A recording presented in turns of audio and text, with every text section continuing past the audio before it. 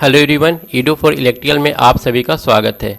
हम लोग platform explanation series देख रहे हैं और प्रीवियस वीडियो में हमने मोटर कंप्लीट किया था।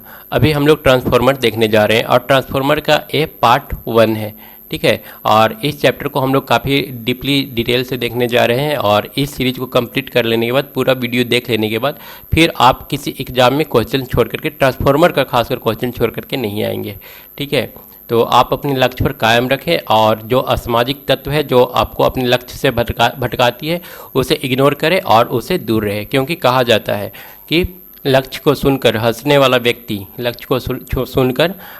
व्यक्ति अपना जो सोचने का तरीका होता है या अपना बोलने का जो तरीका होता है उसको बदल लेता है जब व्यक्ति एक बार अपना लक्ष्य हासिल कर लेता है। कहने का मतलब, जब अभी आप पर लोग हंसेंगे, लेकिन जब आप अपने लक्ष्य में कामयाब हो जाएंगे तो वही लोग अपना सोचने और बोलने का जो तरीका है वो बदल देंगे। तो चलते हैं, इसी के साथ स्टार्ट करते हैं। आते हैं पहला क्वेश्चन पर। पहला क्वेश्चन है, बुकोल्ज रिले में माल फंक्शनिंग होता है। बुकोल्ज रिले में माल फंक्शनिंग होने का मेन वजह क्या है? ट्रांसफार्मर का अत्यधिक ओवर हीट होना, भारी बाह्य शॉर्ट सर्किट होना, तेल के स्तर रिले लेवल से नीचे गिर जाना, या फिर असंयमित ब्रीदिंग एक्शन होना।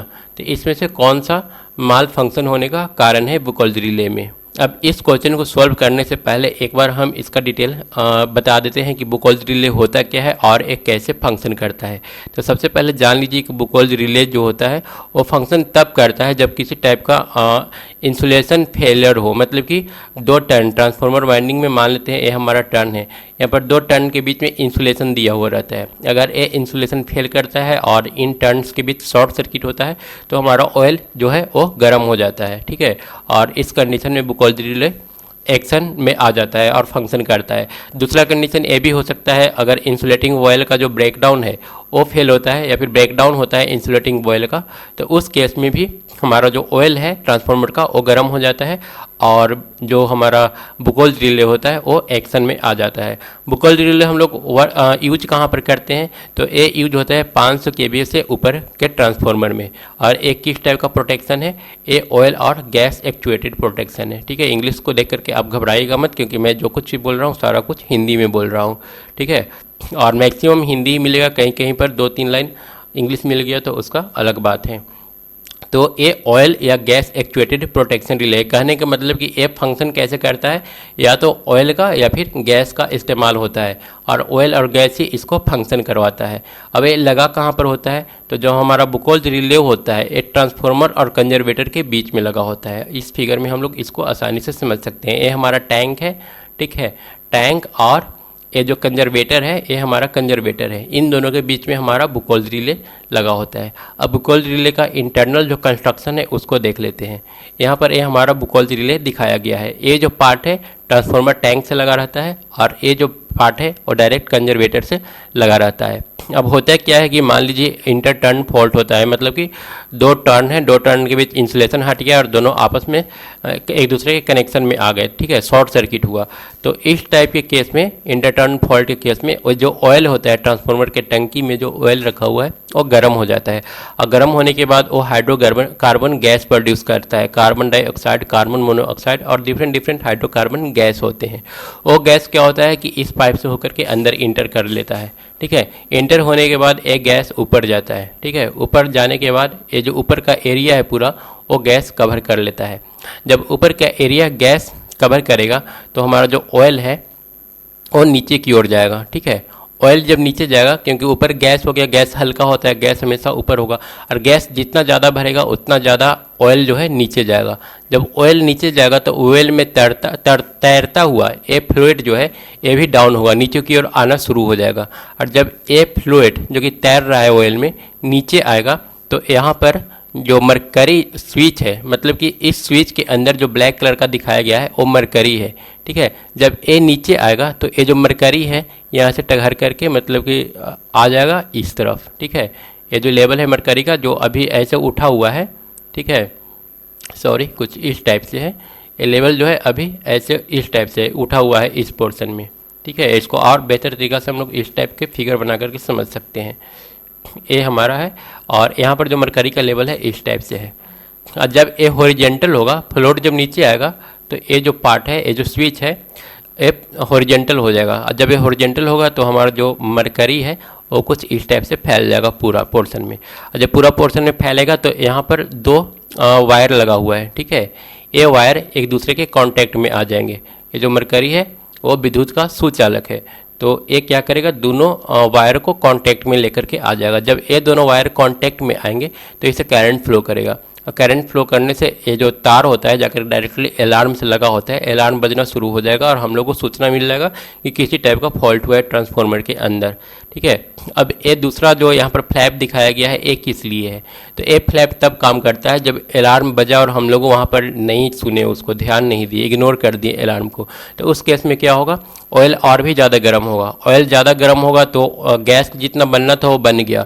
अब ऑयल क्या होगा, तेज़ी से ऊपर की ओर उठेगा, क्योंकि गर्म होने के बाद कोई भी चीज़ फैलता है तो ऑयल भी फैलेगा और तेज़ी से इस डायरेक्शन में भागेगा।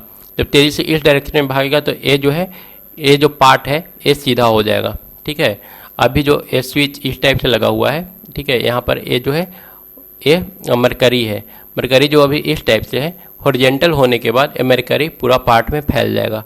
और जब पूरा पार्ट में मरकरी फैलेगा, क्योंकि ये जो पोर्शन है ऊपर उठेगा, ऊपर उठने के बाद ये जो जिसमें मरकरी रखा हुआ है, ये जो स्विच है ये हॉरिजेंटल हो जाएगा, और हॉरिजेंटल होगा तो ये जो मरकरी है इस स्विच के कांटेक्ट में आ जाएगा, और तब यहाँ पर ये जो वायर है हमारा वो सर्किट ब्रेकर से जुड़ा हुआ है, वहाँ पर सर्किट क्या होगा, ट्रिप होगा और ये अपने आप फंक्शन करना बंद कर देगा, और इस तरह से हमारा जो ट्रांसफार्मर है वो बच जाएगा। तो ये पूरा काम है बुकोल्ज रिले का। आई थिंक इसको आपको ये चीज़ सही से समझ में आया होगा। तो यहाँ पर है कि बुकोल्ज रिले में माल फंक्शन क्यों होता है, तो यहाँ पर हम लोग का जो सही आंसर होगा बी होगा। हालांकि हमारा जो क्वेश्चन है बुकोल्ज रिले के मेन जो फंक्शन है उससे रिलेटेड नहीं था, पर आगे हम लोग को मिलेगा बुकोल्ज रिले किस तरह से ऑपरेट करता है, जो हमने अभी थ्योरी पढ़ा उस पर आगे क्वेश्चन आएगा और उसको हम लोग सॉल्व करेंगे। और यहाँ पर आपको ये समझ में आ गया होगा कि किस तरह से ये जो लाइन यहाँ पर लिखा हुआ था कि ऑयल और गैस एक्चुएटेड प्रोटेक्शन होता है, तो आप यहाँ पर समझ लिए होंगे कि किस तरह से ऑयल और गैस दोनों मिल करके फंक्शन करता है। गैस हमारा हेल्प करता है सर्किट को ट्रिप करने में, और वहीं पर ऑयल जो होता है, ऑयल का वेलोसिटी जो होता है वो फंक्शन करता है सर्किट को ट्रिप करने के लिए, ठीक है। उसके बाद आते हैं हम लोग दूसरा क्वेश्चन पर। दूसरा क्वेश्चन है, निम्न में से कौन ट्रांसफार्मर के प्रतिस्थापन में प्रयोग नहीं होता है, ठीक है। ट्रांसफार्मर के प्रतिस्थापन में कौन सा प्रयोग नहीं होगा, तो कंजर्वेटर टैंक के ऊपर लगा होता है। अभी हम लोगों ने देखा कि सबसे नीचे टैंक होता है, उसके बाद बुकोल्ज रिले होता है, और उसके बाद ऊपर में कंजर्वेटर लगा होता है, ठीक है। तो कंजर्वेटर ट्रांसफार्मर का पार्ट है। दूसरा है ब्रीदर, तो ब्रीदर क्या कहाँ पर होता है, ब्रीदर ये जो होता है वो डायरेक्टली कंजर्वेटर से लगा होता है, ठीक है। ब्रीदर का फंक्शन क्या है, ब्रीदर का फंक्शन होता है जैसे कि अगर टंकी गर्म हुआ तो ऑयल यहाँ से फैलेगा, ऑयल फैलेगा तो ये जाएगा कंजर्वेटर में, ठीक है। कंजर्वेटर में इसलिए हम लोग थोड़ा सा स्पेस दे करके रखते हैं कि अगर ऑयल गर्म हुआ फैला तो उसको जाने का रास्ता मिले। ये बुकोल्ज रिले से होते हुए कंजर्वेटर में चला जाएगा, और जब ये कंजर्वेटर में जाएगा तो यहाँ पर क्या भरा रहता है, एयर भरा रहता है। ये एयर ऊपर की ओर निकलेगा, बाहर निकलेगा, तो निकलेगा कैसे, ब्रीदर से होकर के। तो ब्रीदर भी किसका पार्ट है, ट्रांसफार्मर का पार्ट है। उसके बाद सी बुकोल्ज रिले, हम लोग अभी देखें कि बुकोल्ज रिले भी किसका पार्ट है, ट्रांसफार्मर का पार्ट है। ये जो डी है उत्तेजक, ये ट्रांसफार्मर का पार्ट नहीं है। इसका जनरली यूज सिंक्रोनस मोटर में होता है, उसको उत्तेजित करने के लिए होता है। तो इसका सही आंसर हो जाएगा डी, उत्तेजक जो होता है और ट्रांसफार्मर के प्रतिस्थापन में प्रयोग नहीं होता है। उसके बाद आते हैं अगला क्वेश्चन पर। यहाँ पर सारा कुछ दिखाया हुआ है, हमारा टैंक है, यहाँ पर एक कंजर्वेटर है, ठीक है, जिसमें अगर ऑयल ज़्यादा गर्म हुआ तो यहाँ पर कंजर्वेटर में आकर के रुकता है।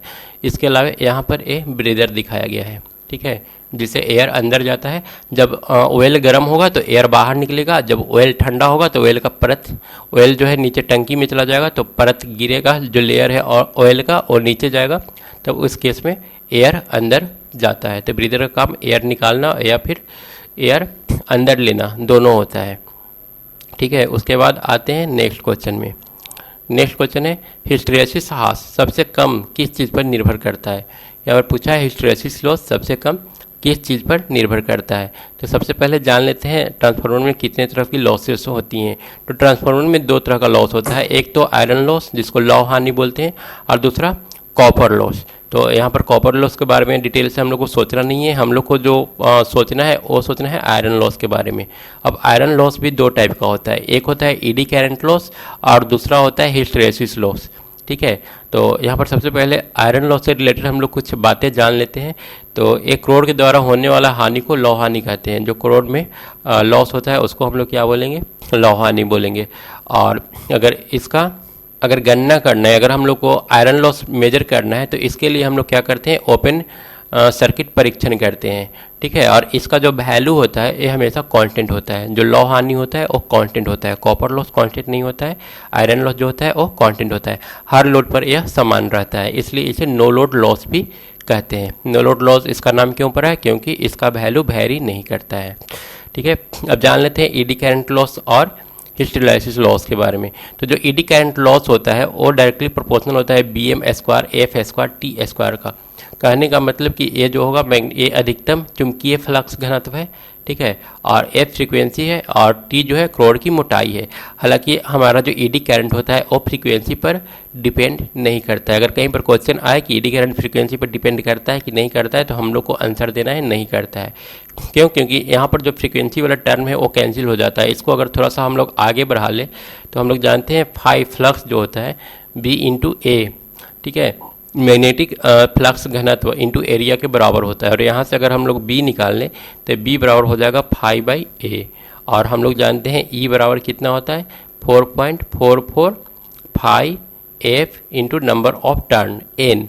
अब यहाँ से अगर हम फ्लक्स निकाल लें तो फ्लक्स का वैल्यू कितना आएगा, ये आ जाएगा ई बटा 4.44 और साथ में एफ इंटू एन। ठीक है, ये आ जाएगा फ्लक्स का वैल्यू।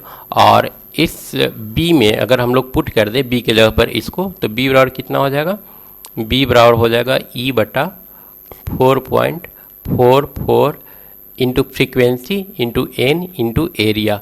अब जब इस वैल्यू को हम लोग यहाँ पर पुट करेंगे तो क्या होगा, एफ और एफ कैंसिल हो जाएगा। यहाँ पर पुट करके देख लेते हैं, हमारा ऊपर में आ जाएगा ई स्क्वायर, नीचे 4.44 का होल स्क्वायर होगा into f square into n square into a square, मतलब कि एरिया का स्क्वायर। और साथ में ऊपर में जो टर्म है ए वाला एफ स्क्वायर और टी स्क्वायर वो हम लोग यूज करेंगे। तो यहाँ पर देख रहे हैं कि फ्रीक्वेंसी कैंसिल हो जा रहा है, इसलिए हम लोग बोलते हैं कि जो ईडी करंट लॉस होता है वो फ्रीक्वेंसी पर डिपेंड नहीं करता है। अब हम लोग बात करते हैं हिस्टैरिसीस लॉस का। तो हिस्टैरिसीस लॉस का जो यहाँ पर फार्मूला होता है वो होता है N B M F into भी, मतलब कि ये जो हमारा वैल्यू है वो फ्रीक्वेंसी पर डिपेंड करेगा। यहाँ पर लिखा हुआ है हिस्टैरिसीस हानि और ईडी धारा हानि का मान एसी के आवृत्ति बढ़ाने से बढ़ता है। ठीक है, हालांकि यहाँ पर ईडी धारा हानि ये गलत लिखा हुआ है। ईडी लॉस का जो वैल्यू होता है एसी की फ्रीक्वेंसी पर बिल्कुल भी डिपेंड नहीं करता है, जैसा कि अभी हम लोगों ने देखा। और जो हिस्टैरिसीस लॉस की बात है तो यहाँ पर ये बिल्कुल एन पर डिपेंड करेगा, मतलब हिस्टैरिसीस नियतांक जो कांस्टेंट है उस पर डिपेंड करेगा। अधिकतम चुंबकीय फ्लक्स पर डिपेंड करेगा, फ्रीक्वेंसी पर डिपेंड करेगा और साथ में आयतन पर डिपेंड करेगा। ठीक है, तो फ्रीक्वेंसी, आयतन और मैग्नेटिक फ्लक्स डेंसिटी। और हिस्टैरिसीस लॉस से ही रिलेटेड हमारा क्वेश्चन था, तो देख लेते हैं इसमें से सही ऑप्शन कौन सा होगा। तो चुंबकीय क्षेत्र की तीव्रता, तो इस पर हिस्टैरिसीस लॉस सबसे कम निर्भर करता है। बीएम का पावर हम लोग का क्या था, बीएम का पावर 1.6 था। तो हम लोग हिस्टैरिसीस जो लॉस है देख रहे हैं कि चुंबकीय क्षेत्र की तीव्रता पर डिपेंड करता है। उसके बाद फ्रीक्वेंसी एफ भी था, तो आवृत्ति पर भी डिपेंड करता है। और साथ ही फार्मूला में वॉल्यूम भी था, तो मटेरियल की मात्रा पर भी डिपेंड करता है। किस पर डिपेंड नहीं करता है, तो वो एम्बिएंट टेम्परेचर पर सबसे कम डिपेंड करता है। तो हम लोग का सही आंसर कौन सा हो जाएगा, 3 इसका सही आंसर हो जाएगा। उसके बाद आते हैं अगला क्वेश्चन में। अगला क्वेश्चन है ट्रांसफार्मर एक क्या है, एम्पलीफायर है, गतिज मशीन है, स्टैटिक मशीन है। एम्पलीफायर का मतलब क्या हुआ, एम्पलीफायर का मतलब हुआ जैसे कि साउंड एम्पलीफायर, साउंड को एम्पलीफाई करने का काम करता है।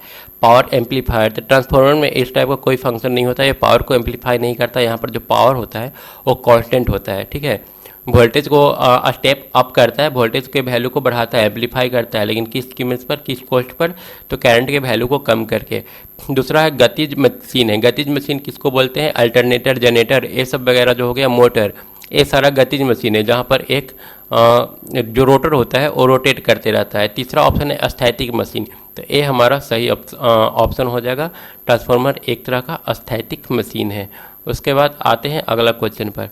इसमें से कौन सा स्टेप अप ट्रांसफार्मर के बारे में सही बताता है? तो स्टेप अप ट्रांसफार्मर का मतलब हुआ कि अगर हमारा ये प्राइमरी वाइंडिंग है और ये दूसरी वाइंडिंग है, और दूसरी वाइंडिंग का अगर वोल्टेज हाई हो तो हम लोग बोलते हैं कि ये स्टेप अप वोल्टेज है। मतलब कि स्टेप अप वोल्टेज का काम होता है लो वोल्टेज से हाई वोल्टेज में कन्वर्ट करना।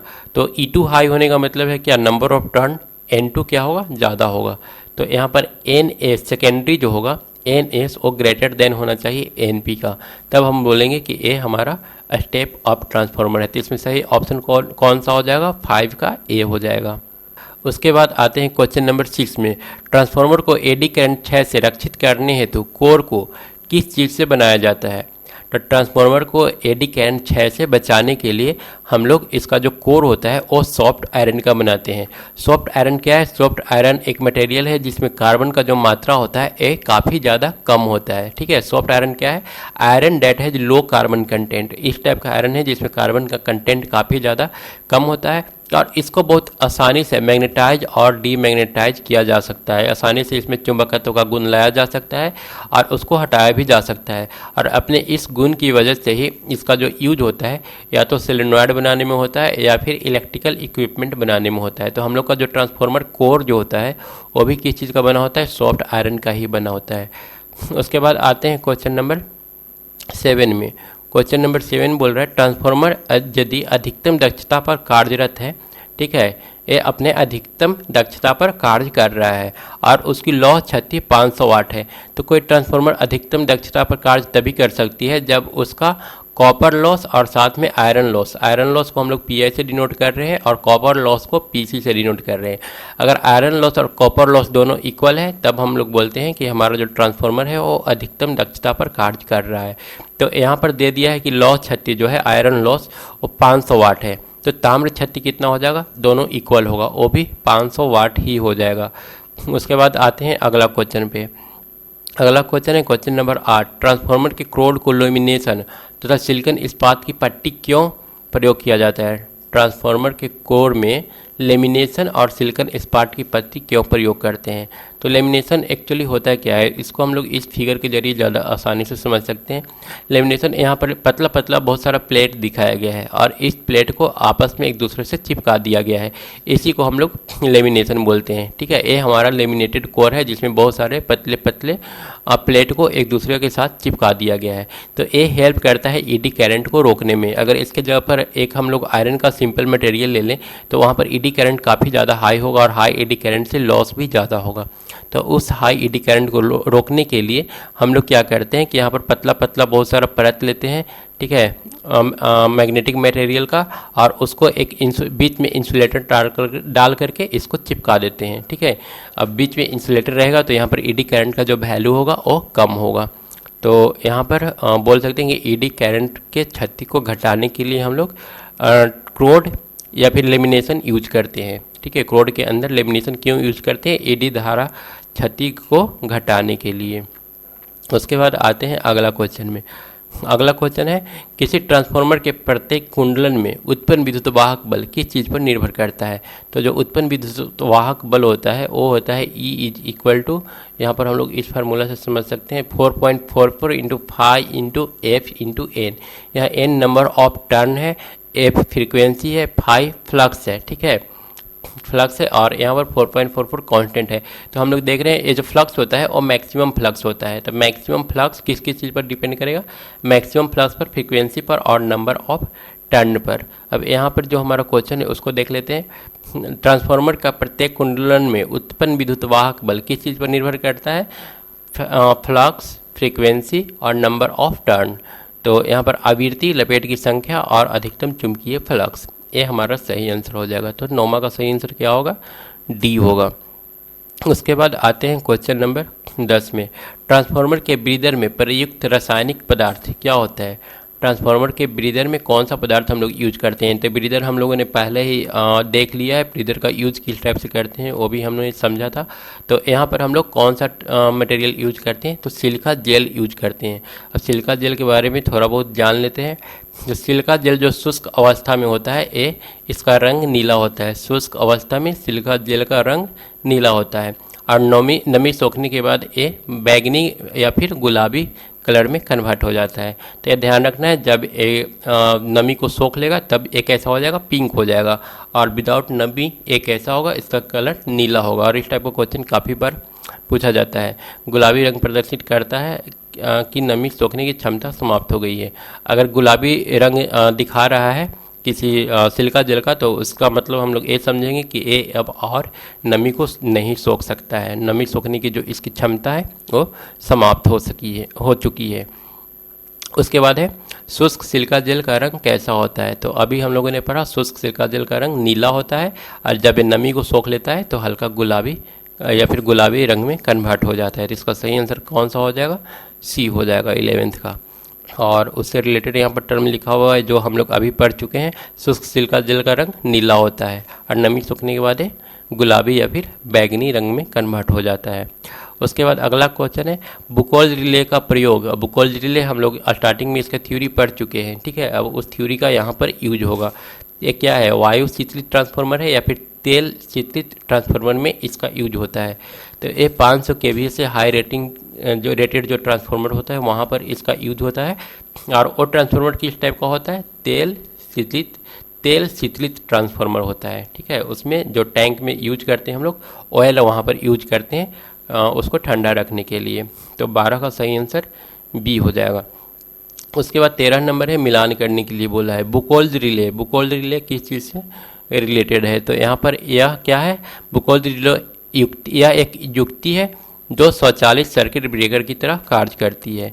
यह युक्ति स्वचालित सर्किट ब्रेकर की भांति कार्य करती है। बुकोल्ज रिले का सही आंसर कौन सा हो जाएगा, 4 हो जाएगा। उसके बाद एक्सप्लोजन बैंड क्या है। तो पहले एक्सप्लोजन बैंड के बारे में जान लेते हैं। तो यहाँ पर एक्सप्लोजन बैंड के बारे में बताया गया है, इसे प्रेशर रिलीज वाल्व भी कहते हैं। एक्सप्लोजन वेंट को क्या है दूसरा नाम, प्रेशर रिलीज वाल्व। यदि ट्रांसफार्मर तेल का दबाव बहुत अधिक बढ़ जाए तो एक्सप्लोजन वेंट का डायफ्राम टूट जाता है जिससे अतिरिक्त दाब बाहर निकल सके, ठीक है। ट्रांसफार्मर ऑयल में तेल का दबाव जब ज़्यादा बढ़ जाए तो गर्म होने से क्या होता है, तेल फैलता है। और अगर दबाव ज़्यादा बढ़ जाएगा तो क्या होगा, जो वेंट है, वेंट का डायफ्राम टूट जाएगा और जो अतिरिक्त दबाव है वो बाहर निकल जाएगा। तो एक्सप्लोजन वेंट को हम लोग प्रेशर रिलीज वाल्व भी कहते हैं। तो यहाँ पर दूसरा ऑप्शन प्रेशर रिलीज वाल्व होगा, एक्सप्लोजन वेंट और प्रेशर रिलीज वेंट, मतलब कि बी का 1 हो जाएगा। ऑयल गज किस लिए यूज होता है। तो ये ट्रांसफार्मर टैंक में भरे तेल का स्तर मेजर करता है और तापमान मापी क्या करेगा, ट्रांसफार्मर तेल का ताप नापने वाली युक्ति है। तो कौन सा ऑप्शन हम लोग का सही आ रहा है, ए का आ रहा है 4 और ए का 4 सिर्फ बी में है। तो हम लोग का बी जो ऑप्शन है वो सही हो जाएगा। उसके बाद आते हैं नेक्स्ट क्वेश्चन में, क्वेश्चन नंबर 14। क्वेश्चन नंबर 14 बोल रहा है किसी ट्रांसफार्मर के प्रति वोल्ट फेरों की संख्या 6 है, ठीक है। मतलब कि 1 वोल्ट के लिए कितना, एन का वैल्यू कितना है 6। तो यहाँ पर अगर 110 वोल्ट होगा तो टोटल नंबर ऑफ टर्न कितना हो जाएगा, 110 गुने 6, 660। तो यहाँ पर V1 का वैल्यू हम लोग को कितना मिल गया, 600, sorry total number of turn N1 का वैल्यू कितना मिल गया, 660, ठीक है। और V1 हम लोग को अब निकालने के लिए बोला है कि V1 का वैल्यू, सॉरी प्राथमिक वोल्टता यहाँ पर 110 दे दिया है। तो हम लोग को निकालना क्या है, तो प्राथमिक तथा द्वितीयक वर्तनों की संख्या निकालें। बोला है कि प्राथमिक वर्तनों मतलब कि N1 और N2, प्राइमरी में कितना नंबर ऑफ टर्न होगा वो, और सेकेंडरी में कितना नंबर ऑफ टर्न होगा वो हम लोग को निकालना है। तो यहाँ पर प्राइमरी में तो हम लोगों ने देखा टोटल नंबर ऑफ टर्न कितना आ रहा है, 660 आ रहा है। अब हम लोग फार्मूला यूज करेंगे N1/N2, N1/N2 is equal to V1/V2। तो N1 का वैल्यू कितना है, 660 है, N2 हम लोग को निकालना है, और V1 का वैल्यू कितना है 110 और V2 का वैल्यू कितना है 25। तो यहाँ से 110 और 660 6 बार में कैंसिल हो जाएगा। तो यहाँ से N2 का वैल्यू कितना आ जाएगा, 25 × 6, और 25 × 6 कितना हो जाएगा 150। तो N2 का वैल्यू कितना आ जाएगा 150। तो ये इसका सही आंसर होगा। उसके बाद आते हैं क्वेश्चन नंबर 15 में, निम्नलिखित में से कौन एक परिणाम मित्र के लिए सही है। परिणाम मित्र के लिए यहाँ पर स्थैतिक युक्ति सही हो जाएगा, ठीक है। 15 का सही आंसर क्या होगा, बी। तो ये आज का वीडियो था। आज हम इसको 15 तक ही रहने देते हैं, फिनिश करते हैं। उसके बाद नेक्स्ट वीडियो में और आगे का क्वेश्चन लेकर के आएंगे। और तब तक थोड़ा सा इंतज़ार कर रहे हैं अधिक से अधिक स्टूडेंट का आने का। ठीक है, स्टूडेंट की संख्या जैसे ही बढ़ेगी हम क्वेश्चन की संख्या बढ़ा देंगे। Thank you.